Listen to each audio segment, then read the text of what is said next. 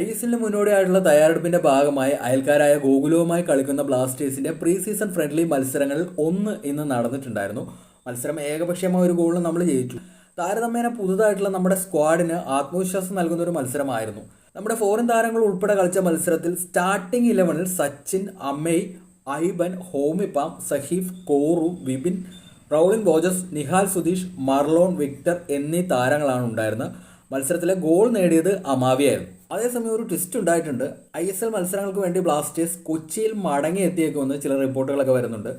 കാലിക്കറ്റ് സ്റ്റേഡിയത്തിൽ ISL മത്സരങ്ങൾ host ചെയ്യാനായിരുന്നു ആദ്യം ആലോചിച്ചിട്ടുണ്ടായിരുന്നത്. പക്ഷേ സമയമായിട്ടും സ്റ്റേഡിയം മത്സരങ്ങൾക്ക് വേണ്ടി ബ്ലാസ്റ്റേഴ്സിന് ഉപയോഗിക്കാൻ പറ്റുന്ന കണ്ടീഷനിലേക്ക് ആക്കാൻ സാധിച്ചിട്ടില്ല. ആ സമയം നമ്മുടെ GCDA ഒരു ഇടപെടൽ നടത്തിയിട്ടുണ്ട്. കലൂർ സ്റ്റേഡിയത്തിലുള്ള പെൻഡിങ് വർക്കുകളൊക്കെ പെട്ടെന്ന് പൂർത്തിയാക്കി സ്റ്റേഡിയം തരാമെന്ന വാഗ്ദാനവുമായിട്ട് അവർ രംഗത്ത് വന്നിട്ടുണ്ട്. ചിലപ്പോൾ ബ്ലാസ്റ്റേഴ്സ് കൊച്ചിയിലേക്ക് തന്നെ മടങ്ങി എത്തിയേക്കുമെന്നാണ് റിപ്പോർട്ടുകൾ സൂചിപ്പിക്കുന്നത്. അപ്പം അത്രയൊക്കെ ഉള്ളൂ. Okay, by.